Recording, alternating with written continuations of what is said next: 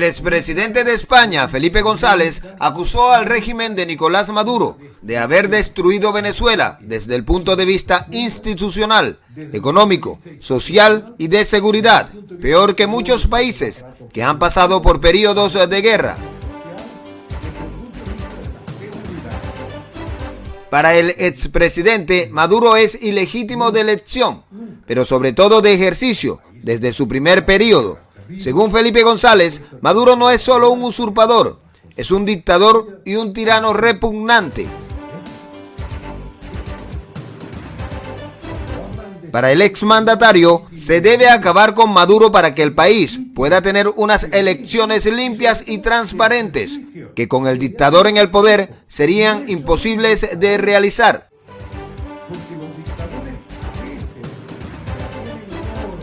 Yo en toda mi experiencia política no he visto nunca una destrucción más rápida y más profunda desde el punto de vista institucional, desde el punto de vista económico y del aparato productivo, desde el punto de vista social, desde el punto de vista de la seguridad, que la que he visto en Venezuela.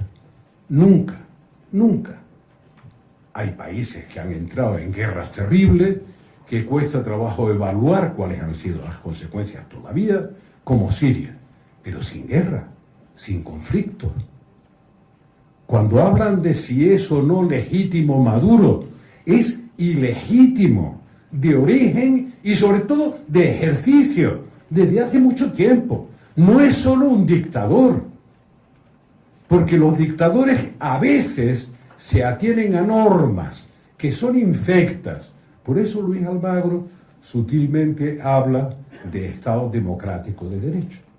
No solo de Estado de norma, sino de normas que tengan un contenido democrático. Las dictaduras no tienen normas democráticas. Pero los dictadores, si no son tiranos a la vez, se atienen a unas normas, repito, repugnantes. La de Venezuela es una dictadura al frente de la cual hay un tirano en el sentido etimológico necio, que no sabe y usa el poder de manera destructiva. Esta es la situación de Venezuela. Maduro es un usurpador, no es legítimo, luego tiene que cesar la usurpación. Yo soy político, sé que el cese de la usurpación no es soplar al aire. Hay que hacer cosas. La segunda cosa es un gobierno de transición. Es la consecuencia lógica de lo otro. ¿Por qué es la Asamblea Nacional quien tiene que hacerse cargo de eso? Primero, porque lo dice la Constitución. Y segundo, porque es el único poder democrático legítimo que existe en Venezuela.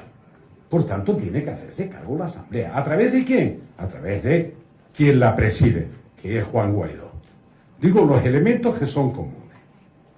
Y es obvio que todo eso es para preparar un proceso electoral limpio, democrático, transparente, con los controles suficientes. Empiezo a dar algunos disgustos a los impacientes. Yo creo que sería una bendición, empezando por Guaidó, que esas elecciones se pudieran hacer en 90 días. Pero no es verdad. Y si se le exigen hacer elecciones en 90 días, se equivocarán. Deberían ser cuanto antes, porque le conviene al país que sea cuanto antes. Pero no hay censo, no hay maquinaria electoral, no hay Consejo Nacional Electoral, no hay justicia capaz de amparar esas elecciones. ¿Lo entienden? Por tanto, al gobierno de transición tiene que tomar una serie de medidas para que eso sea posible. La primera y elemental es que no haya presos políticos, que no haya inhabilitados, que no haya exiliados. Este éxodo bíblico tiene dos componentes, la miseria y la huida de la represión. Por tanto, gobierno de transición, preparación de elecciones y ayuda humanitaria urgente. Hay que intentar apretar al máximo la salida de Maduro.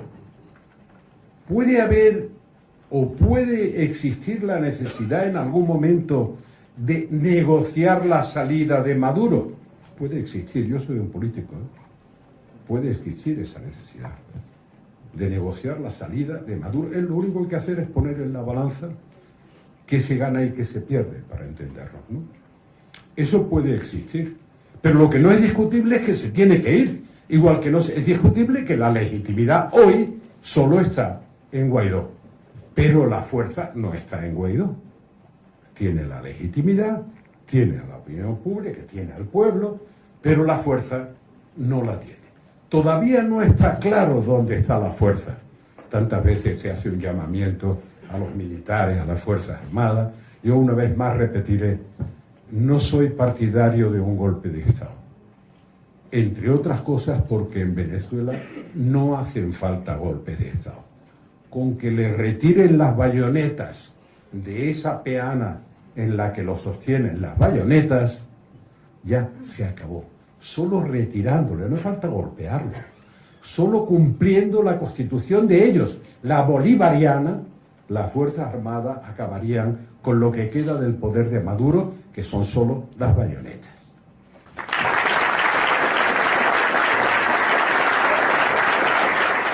Y continuando en España, a pesar de que el gobierno español mantiene su apoyo a Juan Guaidó como presidente encargado de Venezuela, y el hecho de que el presidente Pedro Sánchez no vaya a reunirse con él no supone un cambio en la línea política sobre Venezuela, dijeron fuentes desde el gobierno de Madrid.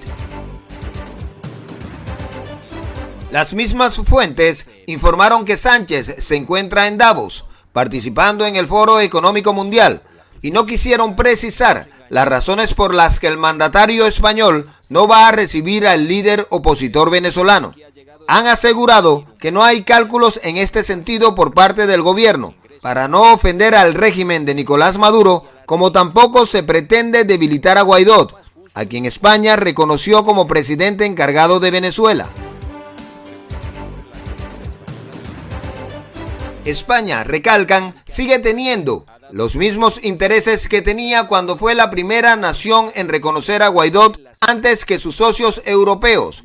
Juan Guaidó es el presidente encargado para conseguir que se convoquen elecciones.